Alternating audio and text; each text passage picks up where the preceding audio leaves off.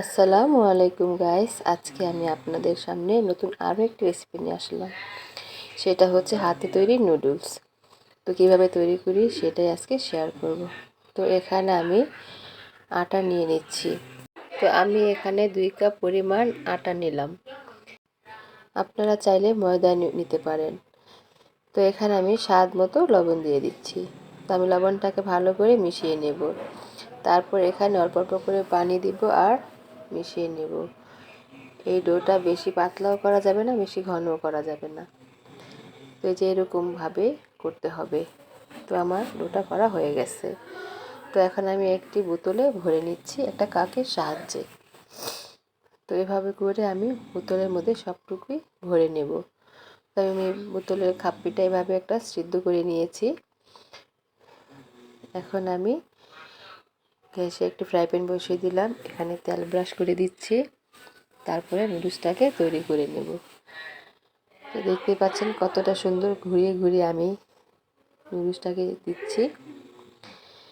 তো খুবই অল্প সময়ে অনেকগুলো নুডলস তৈরি করে নেওয়া যায়, বেশি সময় লাগে না। তো এই তো আমার হয়ে গেছে। তো এইভাবে করে আমি সবগুলো বানিয়ে নিয়েছি।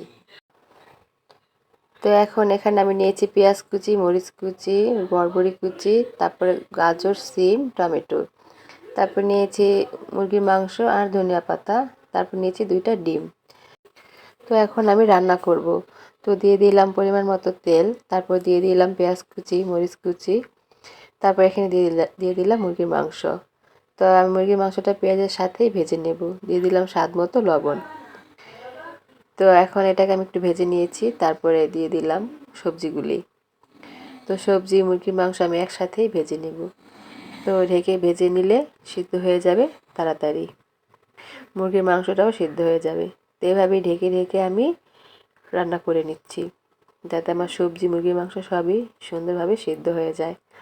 তো এই পর্যায়ে এখন আমি দিয়ে দিব টমেটোটা দিয়ে একটু নেড়ে চেড়ে আর একটু সিদ্ধ করে নেব। তারপর এখানে আমি দিয়ে দিব ডিম। তো এক সাইড করে আমি ডিমটা দিয়ে দিলাম। তো এই ডিমটাকে আমি একটু ভেঙে নিচ্ছি, ভেঙে একটু গুঁড়া গুঁড়া করে নিলাম।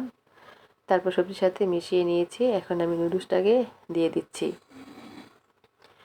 তো এখন সুন্দর করে নেড়ে আমি নুডলসটাকে রান্না করে নিচ্ছি। তো এখন শেষ পর্যায়ে আমি দিয়ে দিলাম ধনিয়া পাতা।